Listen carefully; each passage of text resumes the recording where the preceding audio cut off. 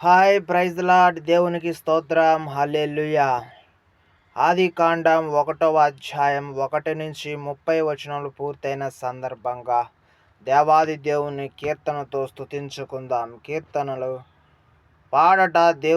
పాడటం మనకెంతగానో ఆనందం, మనకి సంతోషం, మనకి ఆరోగ్యం, మనకి నిత్యజీవం, మనకు సంతోషం, ఆనందం. మనము స్తుతించి పాడుట ద్వారా మనకు ఉత్తేజము, ఉత్ప్రేరకము, అలాగే మోటివేషన్తో కలిపి దేవుని స్తుతించుట దేవుని హృదయాన్ని ఆనందింపచేయుట. కనుక కీర్తనతో దేవుని స్తుతించుకుందాం.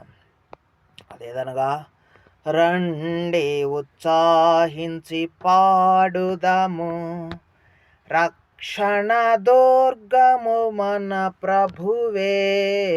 రండి ఉత్సాహించి పాడుదాము, రక్షణ దుర్గము మన ప్రభువే. రండి కృతజ్ఞత స్తోత్రముతో రారాజు సన్నిధికే గుదము.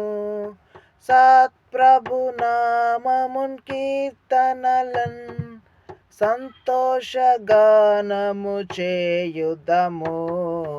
రండి కృతజ్ఞత స్తోత్రముతో రారాజు సన్నిధికే గుదము.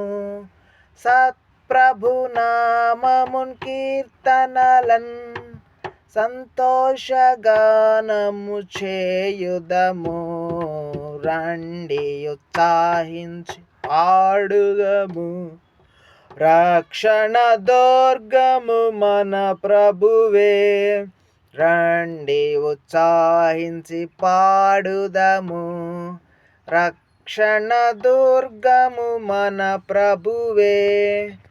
హల్లెలూయా. దేవాది దేవునికి స్తోత్రము కలుగునుగాక. ప్రియమైన దేవుని బిడ్డ, నువ్వు వింటున్న నీ చెవులతో, చూస్తున్న నీ కనులతో, ఆలోచిస్తున్న నీ ఆలోచనలతో, నీ తలంపులతో, నీ హృదయపు ఆలోచనలతో, సమస్తమైన నీ శరీర అవయవములతో చెప్పు, రండి నా ప్రాణమా, నా అంతరంగమున సమస్తమైన ఓ అణువులారా అందరూ రండి దేవాది దేవుని స్తుతించుకుందాం. అలాగే నీవు వెలిగించబడి స్తుతించబడుతున్నప్పుడు, ఆనందంగా ఉన్నప్పుడు నిన్ను చూచిన వారు కూడా తప్పక స్తుతిస్తారు. నీ ఆనందాన్ని ఇతరుల దేవుడు వారిపై ప్రకాశింపచేస్తాడు. అందుని బట్టి దేవాదేవునికి స్తోత్రం. ఇట్టి మంచి కీర్తన ప్రియమైన దేవుని బిడ్డ నీ హృదయానికి దేవుడు అందించినందుకు కృతజ్ఞత స్తోత్రం కలుగును గాక. Amen, amen, amen. Hallelujah, hallelujah, హల్లెలూయా.